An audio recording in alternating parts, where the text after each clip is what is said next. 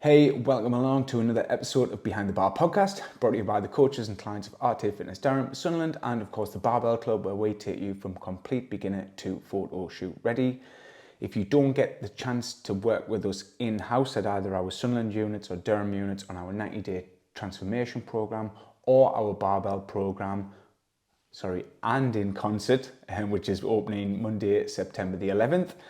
You can also work with us online and follow the same program what we do in-house for our in-house clients, where we take them to photo shoot ready. This is a personal training online program and it is going brilliant at the minute. All the links are below if you need to click on any of them. So in today's episode, we have the awesome Wendy McCready.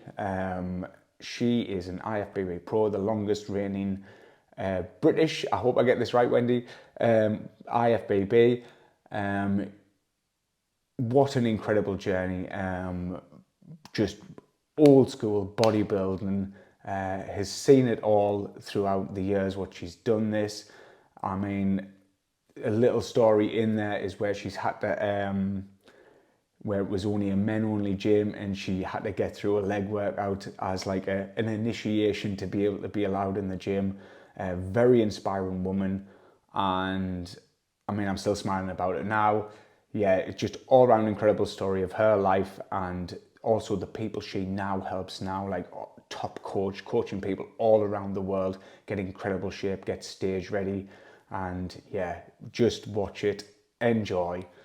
Right, hello. Hi. Right, this is always gets people. Who is Wendy McCready? Wendy McCready is a loyal, passionate and hardworking human being. Yeah. Who just strives to be her best self from such an early age, and still now trying to be the best person I can be. Yeah. Did you want that? Or that's mint, because people like, who am I? Yeah, who am I? Who am I? I mean, Jenny, she trains at Ultraflex. We had her on bikini competitor, and like she went home and like I didn't know who I was, and like wrote a post about it. Oh, and that, really? like, yeah, Wow, and like had to try and figure it out. So who do you help and why? I help anybody who needs help. Right. I don't limit myself to any particular person or type of person. I help everybody from competitive athletes to lifestyle people to single parents who just want to build confidence, all walks of life. If you're willing to give me 100%, I'll give you 100%. Right. So it doesn't matter sex, age, whatever. Why? Why do you help people? Because I feel I've got a lot of knowledge and a lot of inspiration to give to people and a lot of wisdom, and I just think if you can give some people some belief in themselves, then it makes them a better person. They can help achieve what some people don't realise, that they can achieve high level things because they don't believe in themselves, but I actually believe I can bring that out in people. So if there's especially a lot of females as well that don't have any self-belief. Yeah. But once you start working with me, you'll have a lot of self-belief. I like to help motivate people and bring out the best in everyone. Yeah. Basically, so I just think people don't give themselves enough credit and they don't give themselves a chance in life. But if you just reach and try a little bit harder, you can achieve a lot of things. I don't know if I've answered your question now. No, it is. Yeah. It was why. Yeah. And do you feel like you've achieved that with people? Like, Yes. Yeah. Proud? Very. I'm a proud person and I'm proud of my athletes as well. Yeah. My clients, even like I say, they don't have to compete to achieve a certain like level of success. They have their own little championships, whether that be for a holiday or a personal choice or a personal goal. Like that, I call them their little world championships they have themselves. You don't have to get on stage to do that. So I'm very proud of what they've achieved, and it's relevant to that person, if that makes sense. Yeah. Brilliant. Yeah. I like that. Little championship-like things. Yeah, you've got to take those wins every day. So even things like, some people, if they're not used to having a routine, they can, to say to them, right, you're going to set your alarm clock at such and such time of day. That for them is like a win. If they do that every day for a week, that's like getting, I've achieved something. because usually they'd stay in bed or they'd press the snooze button. And like, what are you going to achieve there? Well, nothing. So the fact that you've got up, you've achieved and you've got stuff done before 9 o'clock in the morning, well, that's a win for them. Yeah. And you keep taking those little wins every day. Brilliant. Excellent. IFBB Pro. What does that mean? IFBB Pro, okay, that's the International Federation of Bodybuilding. Right. So that is like, it's the professional league. It's the only real professional league in the world, okay? So like what Arnold Schwarzenegger, I'm sure people know who Arnold Schwarzenegger is. I hope so. Yeah. But the Olympia is like our Super Bowl of bodybuilding, Right. okay? So the IFBB is the only way, it's the only federation you can get to do that. Right. So it's the professional league that we have FIDA Federation, which is now the Two Bros Pro, but to get to be an IFBB Pro, you have to earn your pro card. It's different now, but yeah, an IFBB Pro is like the best league in the world. Right. In a nutshell. How does one become IFBB? I'm sorry, IFBB. IFBB that's Pro. right. Yeah. Well, it's actually quite easy now. Oh, is it? Right. Okay. I'm going to show my age now, but back in the day, to be an IFBB Pro, there was one chance once a year.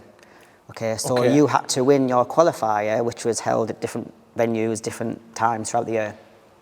And was that globally or like? This is national, so British. So you had to win.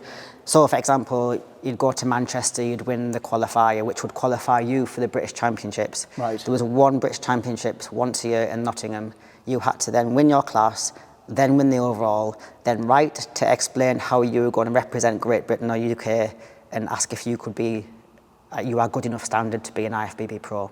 That was it. One shot once a year. So that was a real like achievement to do that. Now I think you can turn pro 10 times a year. Maybe it's more. Like every week there's a chance to turn pro. So it's not so much of an achievement right now, in my opinion. Wow. So how long ago was that? I turned pro in 2004. Right. So I'm actually the UK's longest serving pro. That's male and female. I competed. Still today as well? Yeah. Yeah? Wow. Mate, I don't think anyone's probably going to break that record, because a lot of pros compete for a few years and they drop out. Yeah. But I retired from competing in 2019. So from 2004 to 2019, no one's been an active pro for that long ever. 15 years. Yeah. Well done. Thank you. Bravo. That's mad. So why did you want? So is your class bodybuilder then, or like bodybuilding? Yeah, it's bodybuilding. So like when I began, there was only lightweights, middleweights, and heavyweights. That was it. There was a fitness class as well, which there still is now. But there was no bikini class. There was no figure class. There was no wellness class. It was just bodybuilding. So it was lightweights, middleweights, and heavyweights. And I started out as a lightweight. Right. I think I was 49 kilo on my first British finals. Yeah. Teeny. Yeah. I know, I was tiny. Honestly, I was absolutely tiny. But I did come runner-up in my first British finals, and then runner-up again. But I turned pro in 2004. Right. At the lightweight? No, as a heavyweight. Oh, as heavyweight. As a heavyweight, okay, right. yeah. I came back, and so my first British final was 1998. Probably most of the viewers weren't even born then. Went back in 99. Then my first coach, took a year off, thought I'd be the middleweights, and then jumped straight into heavyweights. Right. Got my ass kicked, and then went back 2 years later to turn pro. Excellent. So why, I mean, I've went through your little Instagram stuff. So you used to do football, martial arts? Yes. Yeah. Why did you want to be a bodybuilder? Well, I did karate for, I think, about 11 years, and I was on the England team. But, wow. Yeah, but I was only really skinny. Yeah. Like, obviously, I was like 52 kilo maximum. But back in the day, I was thrown in with the adults class, and I was only 12. So from 12 to when I think I was 19, I started. But they would not take things any easier if you were a child or a woman or an adult. So I used to get knocked to the floor. They wouldn't be allowed nowadays anyway. But I had my nose broke by my instructors, like, right, get up. And they said, listen, if you don't go and get stronger, you're going to get really hurt. So I was like, I'll show you. Right? And that's my attitude through life anyway. So I went to the gym to try and get stronger. I just fell in love with that. Is it from 12? From 15. From 15, Yeah. that's when you fell in love with the weights? Yeah, because it was me. I Right. didn't have to rely on anybody. If I put in, I get out. Yeah. So I didn't have to rely on anybody. Like when we play football, if you had lazy people on the team, it was like you were carrying them, and it's like it's so frustrating. But in this, I like the challenge. It was hard. It was mentally hard. But even the food side of things, you know, it was very difficult. But I thrived off challenge, and I thrived off routine, again, which I know now why. But the whole thing of pushing yourself and each week and being different as well. Like I used to think, and this wasn't in a bad way, but I used to think like, I can do this, you can't do that. Yeah. In myself, and I wasn't being big-headed by saying that. I just liked the idea of having that, like that empowerment, if that makes sense. I used to do daft stuff when I was a kid, and I didn't have any eating disorders, but I used to see how long I could go without eating, just to test myself. And like stupid stuff, like things like that. I used to try and run. I was in the school running team, and I was a sprinter.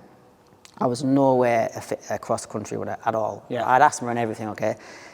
But I wanted to beat the cross-country runner, so I'd set off and sprint just to prove a point, and I'd win. But I was on my arse, but like just to prove a point. But sorry, I've gone around. No, keep going. so yeah, because of the toughness of it, and because I could see things. The more effort you put in, and I'm all big on effort, I was getting results back. So you do get back what you put in all walks of life with effort, I think. Brill. Yeah. 15. What year was that? Is it 94. 94. So 15 then. How did you go into where did you get your, say, programming from, your nutrition knowledge or anything? Because 1994. Oh, there was no internet. There was no internet. mobile phones. Yeah. We had Yellow Pages. We had Yellow Pages, but we used to have magazines, didn't we? Right, oh my God, I used to love the magazines. Flex was one Flex, of them. Yeah. the Muscle Mag, Muscle and Fitness, and there was one called Bodybuild News, which is the UK, which is now called Beef Mag. And I used to read them, like literally read the adverts, scour them back to front. I was obsessed. Yeah. And then there was a poster used to go to our gym, and he used to say, Wendy, if you want, I can drop these off through your letterbox. And he used to give me his red magazines as well. I used to be obsessed, and I used to pick people's brains.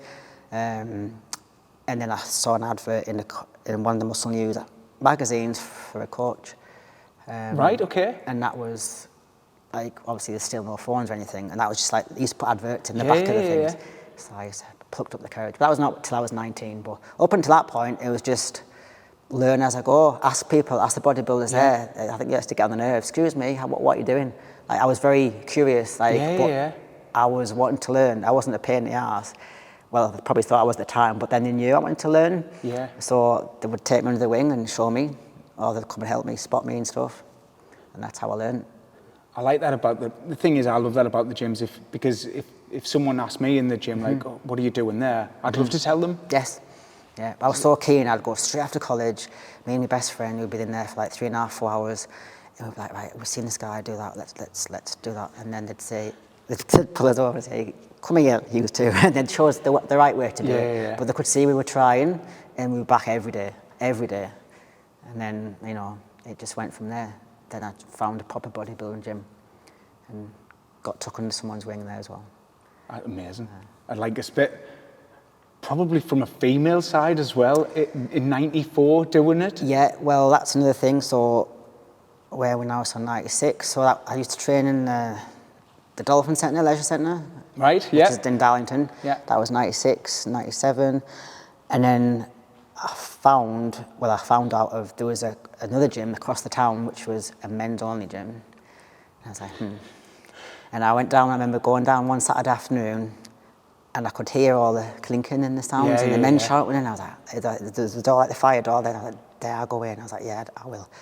And they're like, what are you doing in here? I was like, can I join, please? And they were like, well, no, because there's no women. Uh-huh. Oh, right, well, what? That's a bit unfair. And I kept going back. Yeah. And they said, the trainer there at the time, he said, tell you what, if you can survive a leg session with me, you can come in. I was like, really? Okay. So I was 17 at the time. And I went in on a Saturday, and he put me through. I remember it to this day, I thought I was going to be sick. I could barely walk when they ended up having to do, it was a room like this size, Right. like walking lunges around all these big guys, and they were sweating, and it was just mental, and I did it. Yeah. And you're like, fair one, you can join now. I was the only woman allowed in that gym. Mint. Yeah.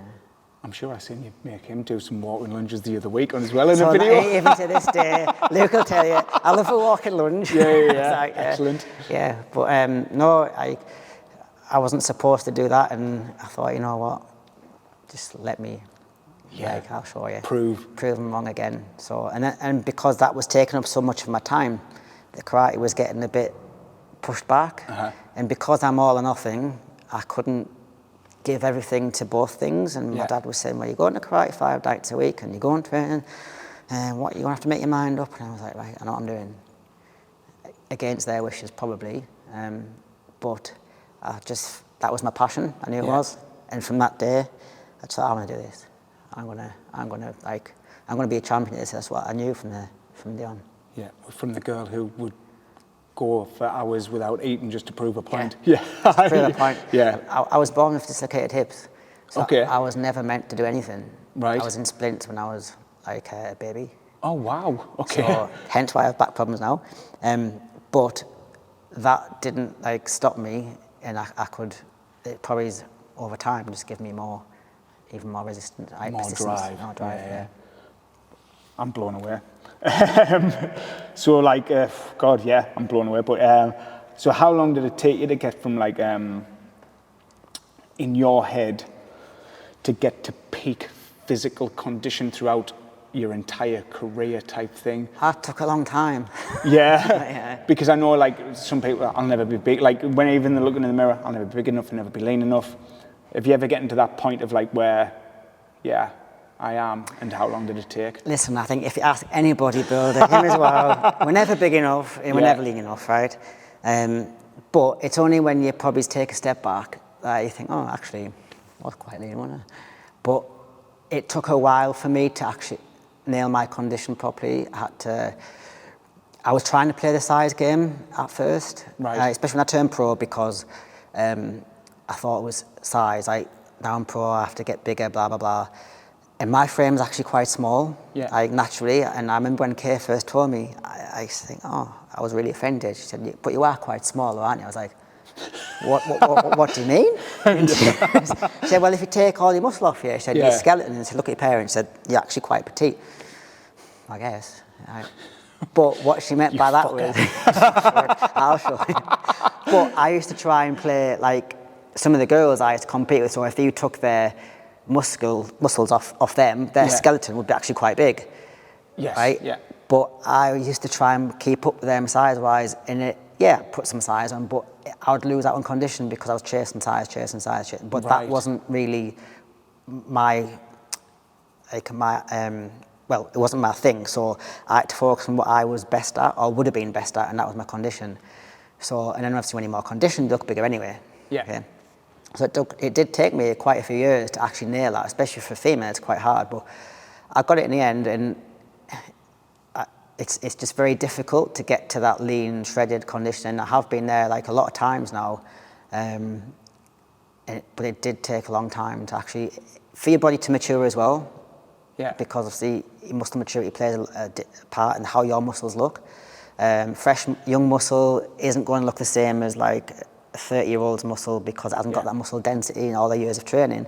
But the more I learned from myself, research, but the more I learned from experienced people, the more I learned how to nail my condition. So how many years did you think, or what year, when you look back now? Okay, so the year I nailed properly, I'm calling properly condition, was 2012. 2012. Probably, 2010, 2012. Now, if you think I turned pro in 2004. Yeah. But what a difference. And then when I got there, I was like, okay, this is condition. Yeah. It used to hurt to sit down. It was horrible. It's not a nice place to be mentally because it's absolutely exhausting. I can't even, unless you've been there, then it's actually hard to describe.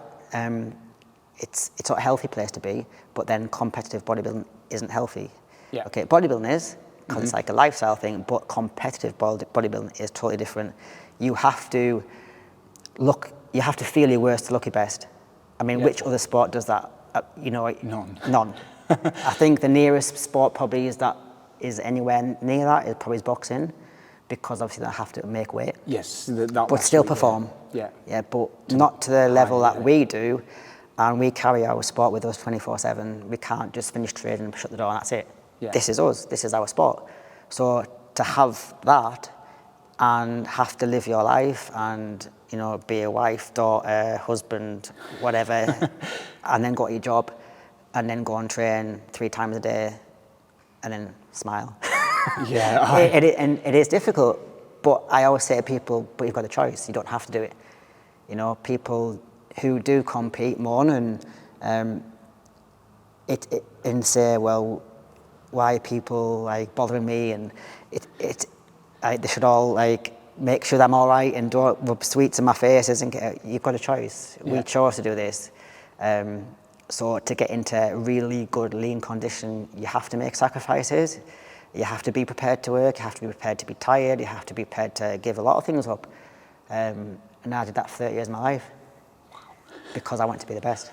Yeah. And one of my things mantras I used to have in my head is, I will never be outworked. I might not be the biggest, I might not have the best genetics, but no one's going to outwork me. I know it's a bit cliche, but that's the mindset that I had to have in order to be competitive. Because I used to give away like 20 kilos on stage sometimes. Right. But you wouldn't think it on stage. Yeah. So, and it's just a case of, regressing, that's No. going back down to achieving that condition, because most of the people can't get that condition because they're not prepared to put the mental aspect in. Because it's hard. It is. It's very hard. And from the outside, all we ever see is that on-stage picture. We don't see the years. No, nobody does, especially like, I think there's a picture being around on social media where there's a picture of the ballerina and you can't see her feet inside. Right. So the ballerina's all pretty and she's all graceful and she's happy and she's on stage. But there's also the flip side to that where you see all the blood and broken bones in her feet and the hours of graft, and nobody sees that side of things. So pretty similar to what we do. Maybe it's probably not that extreme, but there's many times you can ask her, when I was doing cardio, sometimes towards the end, I'd want to cry. I've got like second cardio to go. I had nothing left in me. I didn't know I was going to get through the day. It was mentally exhausting. It's not nice for your partner to see as well. Yeah. Because obviously they're seeing you in an extreme state and it's not a healthy state to be, and I'd almost pass out, and it's like, she would just want to feed me, but she knew that's how it is. Just let it get on with it. And it's like, I have to do this cardio, I have to do it. And like sometimes if we had to go out to an event or something, all I would think about is, I need to get back into my cardio. I need to get back at midnight. I'd be on that treadmill with no lights on. Just wow. Yeah. I would say, is it worth it? But clearly it has been. Because I want to be the best. Yeah. And that's why I say to people who do compete, what are you competing for? Because if you're competing just to, shall we say now, just to look good on Instagram, you're doing it for the wrong reasons. Like, you've got to want more than that. If you want to turn pro, just have a think what that means, because you have to sacrifice a hell of a lot. If you've got family, if you've got like kids, wife, whatever, a job that's really like stressful, just have a think about what you need to do, because this was my job. I was a professional, so it was my job, and that's how I had to live every day. But for people who aren't, and it isn't the be-all and end-all, then I would say just be prepared what you have to go through, because it's not easy, and it will always, bodybuilding will call people out. Like it will show you who the true person is, when it comes to competing, because it's very hard, it's very strict. This is competitive bodybuilding, and I say you have to sacrifice a hell of a lot. And if you can't do that, or you're not in the position to do that, then don't do it.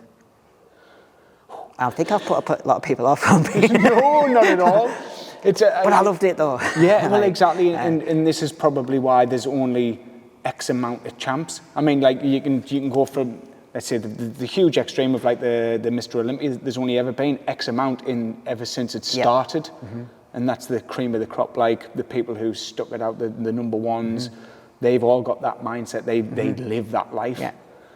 So yeah, you haven't put me off. I'm never going to do competitive bodybuilding, but I'm not making a bad picture of it because I love it. Right? I still love it now. Right? I miss competing like so much. And when I talk like that, people think, well, why the hell would you miss going through that? Because I just love the whole thing, the whole challenge, and the fact that I can do it, and probably most people can't do what I'm doing. But it is very, very difficult. Yeah. And I think for people who haven't done it before, you can't really, and I'm not being disrespectful by saying this, but you can't even imagine what it's like to be in that mental place of 6 weeks out, 4 weeks out, you know, at that place, and you know, if you're doing it right, like it's a very hard place to be. But if you want to do it, then go for it. It's like that saying, like when some people see bodybuilders and they're going, oh, I don't want to look like that, but then it's like you could never look like that. Well, I was going to say, like, good luck, because you'll never look like that ever. Yeah. I mean, we do get a lot of negative comments. We get a lot of positive ones as well. But, of course, yeah. You know, but there's a lot of negativity around there. But I tend to focus on the positive ones. Yeah.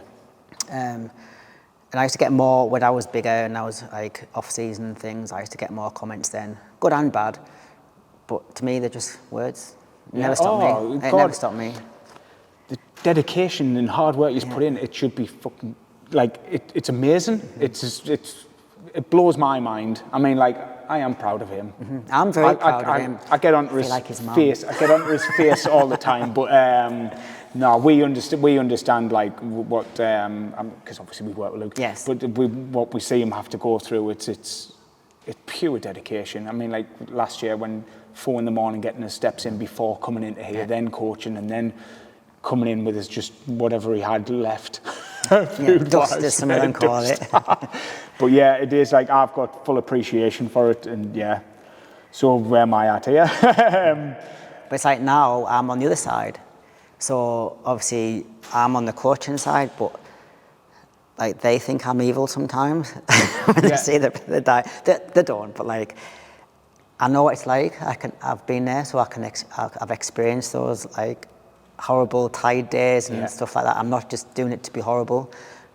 I'm doing it, and I know how it feels. Like I understand, but the more they push themselves, the more you can see them coming through and developing as a person and an athlete as well, and they can see the self-belief like increasing as well. Yeah. But I feel like the mum sometimes, especially short day, when I used to compete, I was the most chilled out. Like he is probably like the most chilled out person ever. Nothing fazed me. Kay, on the other hand, was like so stressed. Are you not nervous? I'm not nervous at all. Now, on the flip side of that, I'm like, right, okay, I don't want to see it. I'm like this. I'm like one of those like, I want to be up there with them. And you know when you take, if you're a mum and you take your child to school on the first day and you have to leave them in the playground, like they go on stage and I'm like, okay, sure, you're all right, yeah, okay. Right. I want to be on there with them. Yeah. But it's just because I still have that passion and I just still love it. I wake up every day excited to train still. Still weigh all my food, 7 meals a day. Well, that's what makes you a good coach. So if you're that excited about them, then it's going to pull through. And absolutely. You've got all these talents. I always say I'll never ask you to do what I didn't do. Yeah, good. Yeah, but lead by example. Yeah, 100%. Right then, so... Yeah, from a female point of view, what's been the biggest struggle, say, to get recognition, say, more to get the highs in the, like, have I wrote this right? Yeah, to the highs of which your career has done. So, like, because men's bodybuilding's always been, like, the most recognised. So what's been any struggles amongst that to, like, get past that, in a sense? Well, from starting off was... even when I was coming up through the ranks, it was hard to even get in a gym, like a proper gym. Yeah. Because there was a lot of male-only gyms there, and luckily for me, because I trained hard, I was accepted. But a lot of females couldn't train, which is wrong. Yeah. but even overcoming things like that, you know. But then when you do, like from turning pro, the prize money for a start was, sometimes we started off like half the amount of the men's. Right, okay. Sponsorships were nowhere near available to the females, like as much as were to males. So yeah, financial recognition, things like that. Yeah. It's a little bit different now. It has improved now because different sponsors have come in and such. But it's difficult, very difficult, and obviously because females look different. Yeah. I mean, it's probably again more accepted now, again because social media and I stuff. think it is, yeah. But back in the day, I mean, how often did you see a female bodybuilder walk around? So Very rare, yeah. Oh, look, it's like someone with 3 heads. That's what it was like. Yeah. Especially, I mean, I used to always be covered up, but you could still see I used to be bigger than what I am now. But even so, I used to walk around shopping and people would be like, stop and say, and like, and it was not necessarily a bad thing. Yeah. But sometimes it was like, oh, look at you, like I wouldn't want to look like that. Well, guess what? I don't look like you. Yeah, yeah. And that wasn't all bad. I used to get a lot of nice comments too, just because you're different. It's like who else had to go and buy blokes jeans because the legs were too big to fit in women's, and I used to be in the changing room with like clothes and stuff was like impossible, like especially when I was off season. But little things like that, and I suppose it's just the attention that you got as well. Like you'd walk in somewhere, and if you had like not that many clothes, or you're going on like what I call posh clothes, everyone would just stop and stare, like, you know. Yeah. But that's part and parcel. I got used to it. And my first coach, she did a really good job of like looking after me and stuff like that. So she taught me the. Fuck 'em. Yeah. She was like my second mum now. Anyway, even now we still we speak most days. But I moved to London to be with her. Oh, Because she did the Olympia. She was so famous in the day. She did like back then. She was on the billboard. She was really famous. She did TV shows. So I actually moved down to there to learn from her. And she took me under her wing. And I learned so much of her, which I'm always grateful for. But she taught me a lot about marketing and like carrying yourself in public and, you know, like networking, all this kind of thing.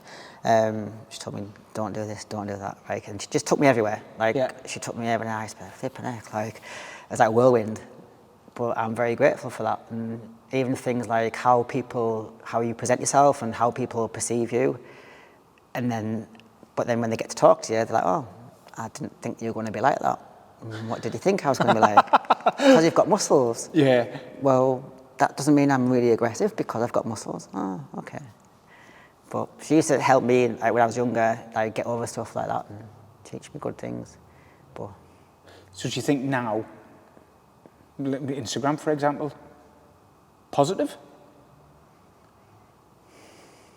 Both. Go on, tell us which way. Because from me, because I admire it all, like whatever fitness, whatever, if it's bodybuilding, physique, or just people getting in shape, people losing weight, I love it all. So whenever I see like people there doing the thing, I love it. That's what I see it as. Yeah. But that's probably me, rose-tinted glasses, just I only look at positive stuff. Well, that's good though. Yeah. Because that's how it should be. Yeah. Like you should use it for positive stuff, you know, to be inspired and things like that. But it can also have the effect of negative things like people think it's not real. Right. Let's be honest, Instagram's not real. Yeah, okay? yeah. How many people take several pictures, filter them all before they put one shot on because they want to look like that's my life. Well, actually, it's not. Yeah.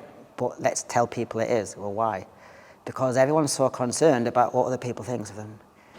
And they're missing the point. Like, if you're going to put training stuff on, brilliant. Like, inspire people, that's really good. But there's a lot of people on social media, rightly or wrongly, who class themselves as influencers, and they're influencing people, but not necessarily in a positive way. Right. And it's given people like a false sense of, like, well, it's just false. A lot of it is false. Like, people don't look like that. What can be achieved? Well, not so much what can be achieved, but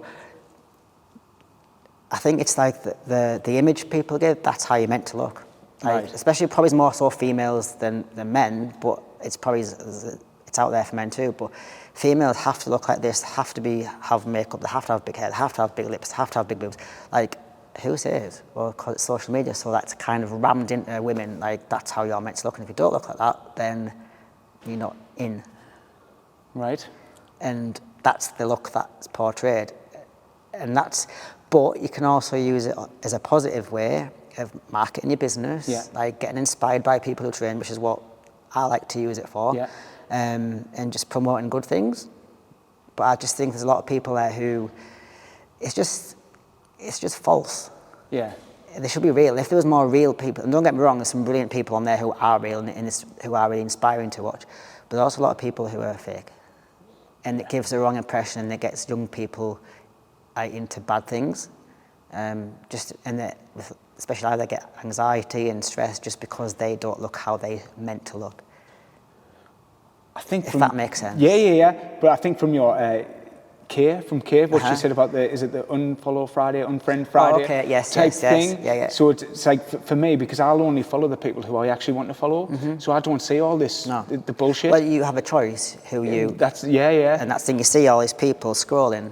Well, why are you scrolling? Well, and it's almost mind numbing. Yeah. They just literally, but it might be mind numbing, but it's going in all these things like in your subconscious that you're seeing all these things and it's not good. Like it's not real, but they take it in as if it's real, and you follow people who aren't inspiring you and actually inside they're bringing you down because it upsets you. Like, oh, I don't look like that. I can't well, I look like that. Well, no, you won't, because they don't look like that in real life. But that's the image they're getting across. But then they just need to press unfollow. Unfollow. I don't. Yeah. Don't look. Yeah, that's it. Just don't look. Because I think I follow 200 people on Instagram, and that's it. And like, it's just people who I want to be inspired by. And it's like, say there's a few people like, I don't know. Yeah, do I follow any gym owners on there? I might. But if they say if I follow a gym owner, it's because I want to take something away from them. Yes. And it's like seeing them busy, and it's like what you did with bodybuilding. I want to fucking beat them. Yeah. Yeah. Do you know what I mean? Yeah. You can use it in a positive way, and it's nice to see people succeed. Like when you see people, especially who you know are doing well, it's really nice to see. Of course. And but then there's the flip side of that, where people try and bring each other down and make people out to be bad people when why even looking there? Like, don't even look at it. Just focus on the positive. You know, just if it's used in a positive way, brilliant. Yeah. But then it can get out of hand, and people spend the majority of the time on the phone rather than being in real life. Like, they don't talk to people. They don't just lift your head up and have a look what's around you. Yeah. Get off it. Do you know what I mean? Like, rather than, I have people who follow me and watch my stories, right? And I'll see them in the gym, and I'll go, hi, put it down. It's all right and it's like, and it's all right to follow me and message me on Instagram. Yeah. But hey, I'm not going to say hello to you in person. Wow, okay. God. So, and I can't understand that. But it's very common. Yeah. And I don't understand that, because I'd rather you not follow me on Instagram. Please just come and say hello. Yeah. God, if obviously I've only just started following you on there, but if I was in the gym and I had been following you, I'd be like, oh, watch your stuff, brilliant, it's inspiring. That's what they should say. Well, I don't even mean that. I just to say hello, but to put your head down. Yeah. As I go, but that's very common. Yeah. It baffles me. I just okay. I mean, I'm from an era of no phones as well, so I totally get it. Yeah. And God, we've went over loads there. Love it. I asked this one this morning. What's the funniest thing you've ever seen in the gyms across your area? He couldn't answer neither. The funniest thing I've ever seen? Yeah. Whoa. What you're allowed to say. It's probably a collection of. I'll keep it right for this. Yeah. It's probably a collection of things, and that's mostly females wearing next to nothing. Okay. Trying to attract men, or women, that is, in the most ridiculous short outfits, like hot pants and bikini tops, caked in makeup, ready to train, not hair out of place, and doing exercise like stiff leg deadlifts. Yep. In the faces of guys and everyone else, and then soon the guys move, they stop and move on. No. Yeah. That's bizarre. That's the tame reply for you. Yeah. Like, well, on that subject, because obviously you just show your work on Instagram, what you've done, what you've achieved, and all the rest of it. But then, say the other ones who are trying to attract the clients, they do have a tripod just aimed up the hoop. Oh, And yeah. But attracting what though? I Are don't you attracting know. clients, or are you attracting Likes. or popularity? Yeah. Oh, one other thing that was really funny, I saw only a few months ago. There was a guy, well, people wearing Crocs to train legs is the first funny thing. That's one thing. My Sunderland coaches have been banned from them, yes. Good. In fact, I saw someone train legs with Crocs on the other day in the leg press. I was like, oh God. Anyway, this guy had his Crocs on, and he's doing his chest press, right, on the hammer strength press, and in between sets, he's eating Percy pigs. And I said to Kate, am I seeing things here? Percy pigs in between sets. Oh, what's that about? He's been reading a weird magazine. Well, it must be something he's seen. Yeah. Must be the new thing. Don't It's think you're like getting Percy pigs, because Isn't it allowed Percy pigs? Mad. Yeah, I'd like the Instagram with the thing, because I know this is off subject with the funny thing, but it's... I keep diverse. No, it's good. Like, so I find those people who do the RDLs and stuff like that, and everything's an arse shot. I don't understand why would I want to be coached by them when it's just all about their arse? It's all about them? Yeah. Mm-hmm. Do you get it? Because yeah. it's not like they're trying to be a coach, but everything's like trying to be sexy and all the rest of it. So it's like, obviously I know I'm not a female trying to get coached off a female coach from them, but I can't understand it. Like, I don't get it. It's all right, I don't get it neither. Okay, right. Okay. Right, we'll stop that one. Right, and so what's sort of semi-last one? What's the number one piece of advice you would just give to live a leaner, healthier lifestyle? Keep believing in yourself. Okay. Don't stop believing in yourself, because once you have that self-belief and you can believe you can do something, there's nothing that can stop you, really. And there's always a way. Belief. Yeah, there's always a way to do something. If you really want to do something, no matter how hard it is, you'll find a way to do it. And if you don't want to do something really deep down, you'll always find an excuse not to. Right. That'll do, mate. Yeah. So you've got your clothing brand on. Yes. I was going to say, where do I find you, but what's that clothing brand? It's actually just on my Instagram. It's our new company, Billbank Clothing. Brilliant. Which me and Kay have just launched this week. So we're taking orders from just Instagram, DMs, yeah. But it's based on, we want to do something a little bit different. I always have my little sayings that I like, and like my mantras that I believe by. And some of my clients kept saying, "When we should have on the t-shirt." I was like, well, actually, that would be quite cool. But I didn't just want to do like t-shirt. I had to get that proper logo and do it properly. So okay, you know what? We start with t-shirts, and we're going to do. I want socks as well. T-shirt and socks. Socks and mugs and everything. Mint. Yeah. Love it. So. Where do we find you? Instagram. Instagram, yeah. I'm not on Facebook. I know Kay still tags me on Facebook. Oh, she tags me and everything now as well. Yeah. Babe, I'm not on Facebook. I'm not on Twitter or anyway, just Instagram. Yeah. And I'll always get back to you. If you see me in the gym or anything, just come and say, as long as I'm not in the middle of a set, please. I'm more approachable now than I used to be. Yeah. But no, I'll talk to anyone. But at the shows as well, like, you know, there's a few shows coming up. I'm judging this Sunday at the GPO show. I'm judging it Victoria's show, and then Luke's got his PCA show, and there's a few more fake shows around up in here. Excellent.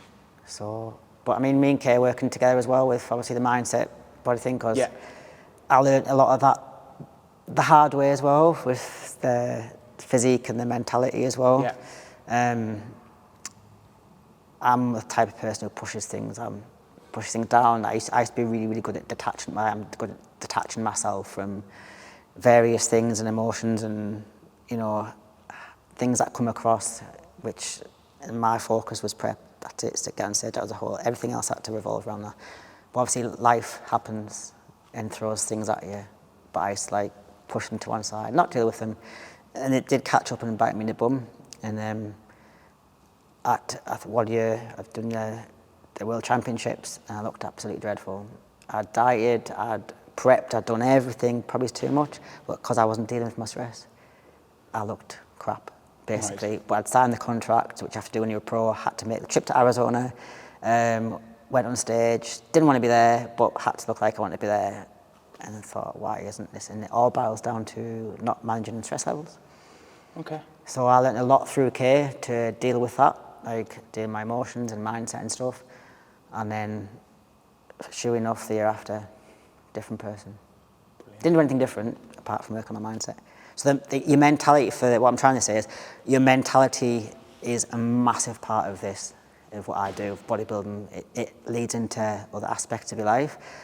And I just think if you do bodybuilding, whether you compete or not, but the actual bodybuilding itself can only make your life better. Because I believe how you do one thing is how you do everything. Because if you do one thing with 100% effort, chances are that has a knock-on effect in your life. So your relationship's going to be better, your work output's going to be better, your intent and everything is going to be better. How you treat your friends is going to be better, because it's how you do one thing is how you do everything. Perfect. Thank you very much. You're very welcome. Come here. Thank you. You're very welcome. Thank you very much.